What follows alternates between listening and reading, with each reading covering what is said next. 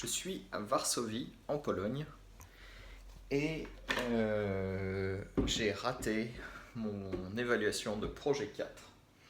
Alors, je vais me faire chauffer de l'eau en même temps, comme ça va faire un son bien pourri. Le projet 4 devait est un projet qui est censé se faire en 60 heures, si je me trompe pas. Et j'ai mis trop d'eau, ça va mettre un temps fou à bouillir. Et si vous avez suivi les vidéos précédentes, j'ai mis beaucoup plus que 60 heures à le faire. Je crois que je dois être autour de 80 ou 90 heures, parce que je me suis vraiment pris la tête sur des détails au début. Et j'avais un mentor qui n'était pas adapté à ma façon de procéder, qui n'était pas aussi tout à fait au courant du programme. Enfin, j'étais son premier étudiant, moi j'ai besoin d'aller vite, donc j'en ai parlé dans une autre vidéo. Donc j'ai perdu beaucoup de temps sur ce projet. Mais dans les dernières semaines, avec l'aide de mon nouveau mentor, en fait, c'est allé beaucoup plus vite. J'ai vraiment, j'avançais vachement plus vite que prévu. Donc je me rends compte qu'en fait j'aurais pu faire le projet en beaucoup moins de temps si j'étais parti sur de bonnes bases, mais bon, ça c'est le code, ça arrive tout le temps.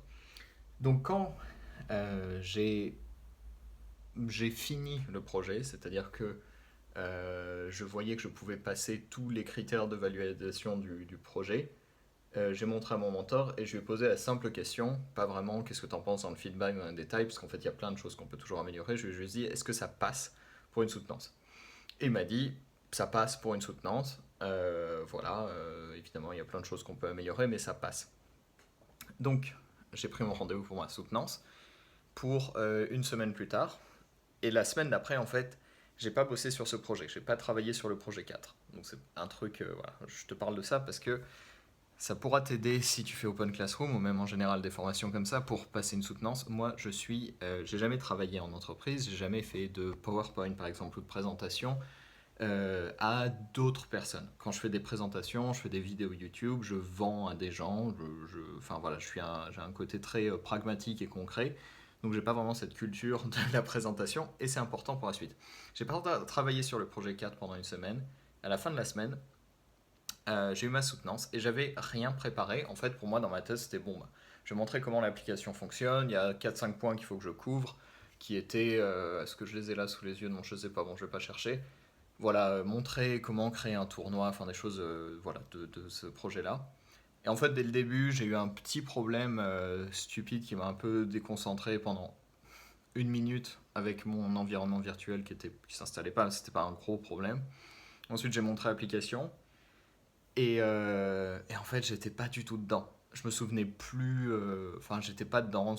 J'avais passé une semaine à glander. J'avais pas travaillé sur ce projet. C'était un samedi matin. J'avais juste envie de finir.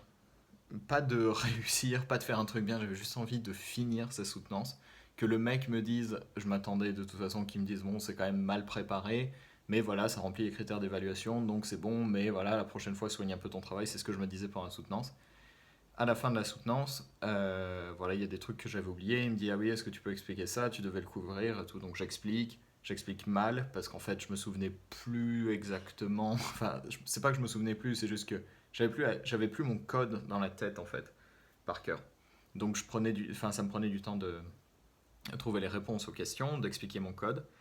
Et à la fin, en fait, le mentor m'a dit qu'il y avait deux problèmes. Il y avait un problème dans l'architecture de mon application, ce qui a été contredit ensuite. Donc ça, c'est l'évaluateur qui m'a dit ça.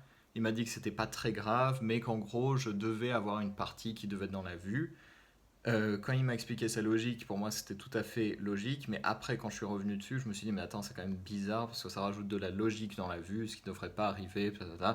Et j'en ai parlé avec mon mentor, et mon mentor m'a dit que, de son avis, l'examinateur s'était trompé, que c'était pas normal d'avoir, sa correction n'avait pas lieu d'être. Il y avait plein de choses dans mon code qui n'étaient pas parfaits, mais ça, c'était pas normalement le truc qui devait poser problème.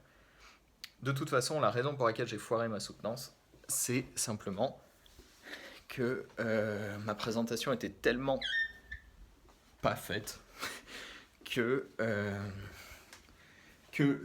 l'évaluateur m'a dit qu'il ne peut pas accepter ça. Que c'était voilà, qu'il n'y avait pas de PowerPoint, qu'il n'y avait pas de préparation, il n'y avait pas de présentation. Donc il m'a dit qu'il fallait que je la repasse en faisant un PowerPoint, en faisant un truc bien présenté et tout ça. Je comprends.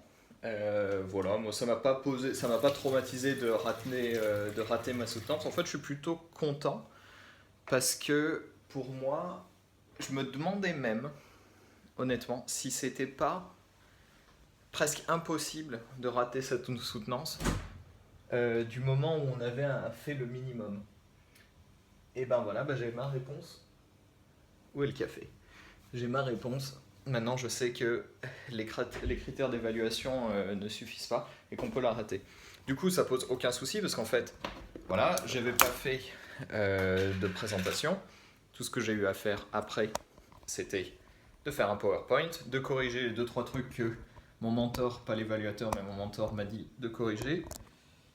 Je filme tout comme si on était en 2015, vraiment à l'arrache.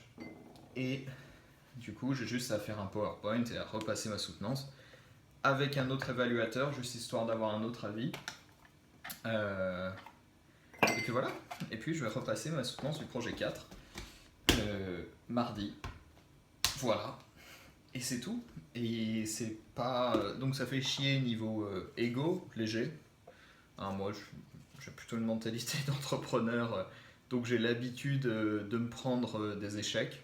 Je considère que s'il n'y a pas d'échec, c'est que je vais pas assez vite. Enfin, si je me plante pas, si je me foire pas, c'est que je vais pas assez vite dans ce que je peux. Donc voilà. Donc c'était la petite histoire sur comment rater une soutenance même si on a un projet qui est techniquement valide. Voilà. Et c'est tout pour cette vidéo qui, comme vous le voyez, a une attention aux soins incroyable. Et si vous êtes amateur de café et nomade digital ou futur nomade digital, je vais vous montrer l'Aéropress. Ce n'est pas une fusée de SpaceX, c'est une machine à café qui permet de faire des espressos juste avec 2 bouts de plastique. C'est super facile à transporter en voyage et ça permet d'avoir du bon café peu importe où on est. Voilà. Et je vous dis même pas la semaine prochaine puisque j'ai loupé la publication de cette vidéo et donc je vais publier 2 vidéos cette semaine. N'hésitez pas à mettre dans les commentaires la forme de votre cafetière.